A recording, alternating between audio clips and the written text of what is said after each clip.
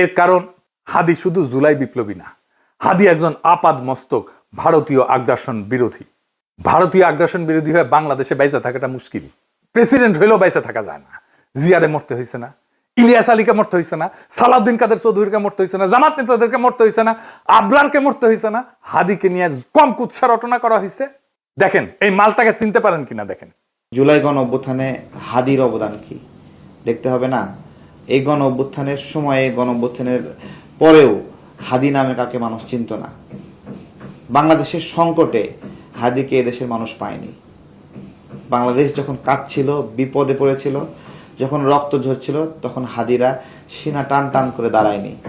তখন কিন্তু মির্জা আব্বাস ভাইরা দাঁড়িয়েছিল, তাদের হাজার হাজার কর্মীরা এখানে অবদান রেখেছে, লড়াই করেছে। শুনিছেন এই বাটপারকে বিএনপি কোলে তুলে রাখে।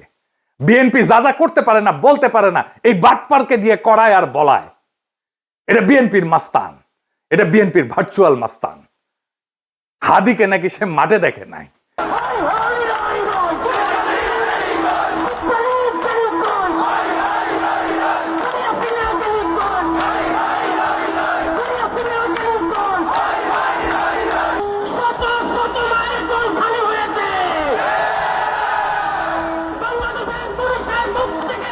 ওই বর্ষা বিপ্লবের হেডমাস্টার, ওর কাছে রোল কল করে বর্ষা বিপ্লবের স্টেক নিতে হবে। ওরে কিছু বললে বিএনপির বুদ্ধিজীবী ডাক্তার জাহেদ পর্যন্ত সেট করে ওঠে, কাইন্ডা শেষ হয়ে যায়। হাদির কথায় আপনারা বারে বারে মৃত্যুর কথা আসতো, শহীদ মৃত্যুর কথা আসতো। আমরা তার এইরকম একটা কথা শুনেই এপিসোডটা শেষ করব। কিন্তু একটা কথা আপনাদেরকে স্পষ্ট করে বলে যেতে চাই, জুলাই বিপ্লবকে বিজয়ী করা ছাড়া আমাদের সামনে আর কোনো রাস্তা খোলা নাই। প্রফেসর ইউনূস বিপ্লবকে লক্ষ্যভ্রষ্ট করেছে। আমরা আবার সেই বিপ্লবকে সম্পন্ন করব, বিজয় করব। প্রয়োজনে আবার এক নদী রক্ত পাড়ি দেব, কিন্তু বিজয় নিয়ে ঘরে ফিরব ইনশাল্লাহ। ইনকিলাব জিন্দাবাদ। আচ্ছা, এই যে রাস্তা দিয়ে প্রতিদিন হাজার হাজার মানুষ হেঁটে যায়, কারো পকেটে বাজারের ফর্দ, কারো মাথায় কালকের অফিসের চিন্তা, কই সবাই তো গুলি খায় না? সবাই তো আর সিস্টেমের টার্গেটে থাকে না। অধিকাংশ মানুষই তো অন্যায়ের সাথে আপোষ করে হাসি মুখে সেলফি তুলে দিন শেষে নিজের নিরাপদ ঘরে ফিরে যায়। কিন্তু মাঝে মধ্যে কিছু মানুষ এই ভিড় থেকে আলাদা হয়ে দাঁড়ায়। তারা স্রোতের বিপরীতে হাঁটতে জানে।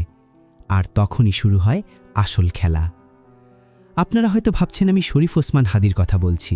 হ্যাঁ, হাদি তো একজন রক্তমাংসের মানুষ ছিলেন। কিন্তু একটু গভীরে ভাবুন তো, হাদি কি শুধু একজন মানুষ?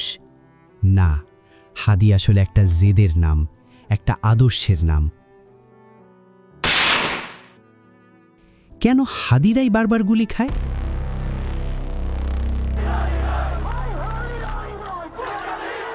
কারণ তারা বুক চিতিয়ে ইন্ডিয়ান হেজেমনি বা বিদেশি আগ্রাসনের বিরুদ্ধে কথা বলার সাহস দেখায়। যখন সবাই নিজের আখের গোছাতে ব্যস্ত, তখন এই হাদিরাই সার্বভৌমত্ব আর ইনসাফের দাবিতে রাজপথ কাঁপার আওয়াজ তোলে।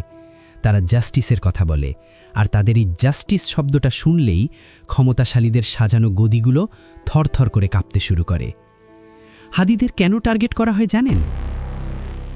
সবাই যখন মৃত্যুটাকে ভীষণ ভয় পায়, আমি তখন হাসতে হাসতে আল্লাহর কাছে ভীষণ সন্তুষ্টি নিয়ে পৌঁছতে চাই যে আমি একটা ন্যূনতম ওই জীবনটা লিড করতে পারলাম, যে আমি একটা ইনসাফের হাসি নিয়ে আমি আমার আল্লাহর কাছে। কারণ তাদের মধ্যে একটা অদ্ভুত অসুখ আছে। তাদের মৃত্যুর ভয় নেই। তারা জানে সত্য বললে বুলেট আসবে, তারা জানে সিস্টেমের বিরুদ্ধে দাঁড়ালে রক্ত ঝরবে, তাও তারা পিছপা হয় না। যখন কেউ মাথা নিচু করতে রাজি হয় না, তখনই কাপুরুষেরা অন্ধকার থেকে বন্দুক বের করে সামনে দাঁড়ায়। একটা বুলেট দিয়ে আপনি একটা মানুষকে থামিয়ে দিতে পারেন, কিন্তু তার শুরু করা লড়াইটাকে নয়। হাদিরা যুগে যুগে এভাবেই নিজেদের রক্ত দিয়ে আমাদের ঘুম ভাঙিয়ে দিয়ে যায়। তারা আমাদের চোখে আঙুল দিয়ে দেখিয়ে দেয়, আপোষ করে বেঁচে থাকার চেয়ে সত্য বলে মরে যাওয়া অনেক বেশি সম্মানের। হাদি মরে না, একটা হাদিকে মারলে হাজারটা হাদি জন্ম নেয়। আমাদের ভেতরে যে হাদিটা ঘুমিয়ে আছে, তাকে জাগানোর সময় কি এখনো আসেনি?